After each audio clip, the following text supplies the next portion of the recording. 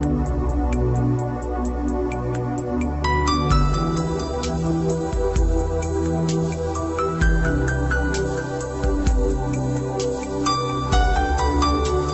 عندنا المقدار بتاعي عندي ربع كيلو او ربع لتر ميه، عشان شيف خالد بيزعل لما بقول ربع كيلو وبمسي عليه من هنا. فربع لتر ميه معاهم 50 جرام زيت، معاهم رشه ملح صغيره، معاهم 300 جرام دقيق، معاهم 3 بيضات ونص 4 بيضات حسب العجينه ما تاخد معايا. وده بيعتمد على ايه؟ بيعتمد على نوعيه الدقيق. وبلح الشام انا بحتاج له دقيق قوي، يعني عايز دقيق نسبه الجلوتين فيه عاليه شويه. معايا بعمل ايه؟ باخد الميه بتاعتي، يبقى احنا قلنا قد ايه؟ ربع لتر ميه. وادي الملح، رشه الملح بتاعتي. والملح احنا اتفقنا ان هو مهم جدا معايا في اي عجين، حلويات، عيش، مخبوزات، كيك، كحك، اي حاجه. اي كتاب هتفتحوه من الكتب هنقول مقاديرنا لبلح الشام. بلح الشام عندنا المقدار بتاعي عندي ربع كيلو او ربع لتر ميه، عشان شيف خالد بيزعل لما بقول ربع كيلو وبمسي عليه من هنا. فربع لتر ميه معاهم 50 جرام زيت، معاهم رشه ملح صغيره، معاهم 300 جرام دقيق، معاهم 3 بيضات ونص 4 بيضات حسب العجينه ما تاخد معايا. وده بيعتمد على ايه؟ بيعتمد على نوعيه الدقيق. وبلح الشام انا بحتاج له دقيق قوي، يعني عايز دقيق نسبه الجلوتين فيه عاليه شويه. معايا بعمل ايه؟ باخد الميه بتاعتي، يبقى احنا قلنا قد ايه؟ ربع لتر ميه. وادي الملح، رشه الملح بتاعتي. والملح احنا اتفقنا ان هو مهم جدا معايا في اي عجين، حلويات، عيش، مخبوزات، كيك، كحك، اي حاجه. اي كتاب هتفتحوه من الكتب حضراتكم. انا عملت ايه؟ الزيت اهو، ما هو السخن انا حاطط ايدي فيه اهو، يبقى احنا اتفقنا اهم حاجه ان الزيت مش سخن.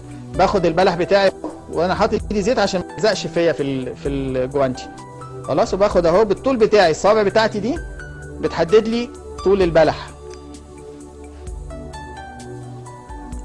اهي كده.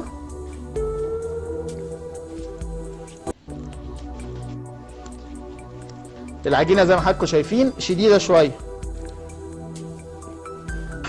بنقطع اهو وما بكترش. ليه؟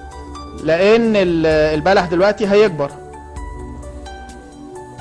كده. كفايه يا فندم.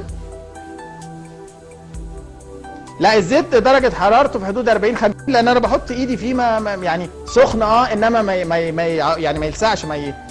درجه حراره اعلى من درجه حراره الجسم ب4 5 درجات، 6 7 درجات. يعني احنا درجه حراره بتبقى في الجو تحت بتعدي ال 40 و45، ما بيبقاش فيه اي مشاكل.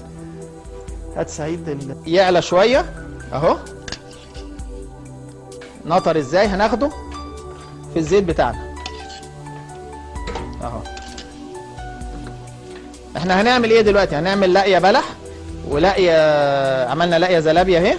هنعمل لاقيه بلح وهنكسر شويه بلح تانيين. تعالى سعيد، سيبها بقى تشرب. لا، سيبها تشرب شويه. ماشي.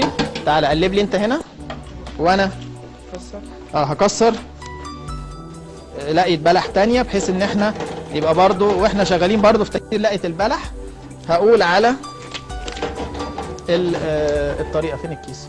كيس البلح. طيب معانا تليفون. ام مريم. السلام عليكم. السلام ورحمه الله وبركاته. ازيك يا شيف؟ اهلا وسهلا. ازي حضرتك؟ كل سنه وحضرتك وحضرتك طيبه. ازي حضرتك؟ يعود عليك رمضان ان شاء الله بالخير كله يا رب. وعلينا وعلى المسلمين في كل مكان. اللهم امين يا رب، انت والاسره الكريمه وجميع المسلمين. مأمورين. الله يعزك ويبارك لك يا رب. كنت عايزه اسال بس حاجه، انا لما بعمل اي حاجه بالبيض في زيت بيعمل رغاوي كتيره كده. مفيش حاجه لعلاج الرغاوي دي. ساعات ما بشوفش اللي بيتقال من كتر الرغاوي. بلح الشام اقعد انفخ مش بعرف اشوف. بصي هقول لك حاجه مهمه جدا. اول حاجه نقطه، اي حاجه بتتقلي بزيت ما استخدمش زيت اكتر من مره او مرتين. ما بلحقش اكمل مثلا عيار بلح الشام ولا اعمل رغاوي كتير. مفيش حاجه مثلا علاج الرغاوي دي. انت حضرتك شايفه احنا اهو بنقلي اهو. حطينا لقية زلابيا وحطينا لقية بلح الشام اهي، وهنحط لقية صابع زينب، وهنحط يبقى الزيت نفسه نوعيته مش حلو. لقيت في الزيت نفسه. في نوعيات زيت مش كويسه والله. هو زيت التموين. لا. لا يبقى زي الفل. ماشي يا شيخ، جزاك الله خيرا. شكرا على اتصال حضرتك. هات لي الزلابيا عشان نعملها. البلح الصوابع سعيد. البلح اهو شايفينه حضراتكم عمل ازاي، شوفوا نطر قد ايه، يعني شوفوا احنا مكسرينه قد ايه، وشوفوا هو لما نطر بقى حجمه قد ايه. يبقى لازم البلح ينطر معايا، لو ما نطرش معايا يبقى العجينه بتاعتي مش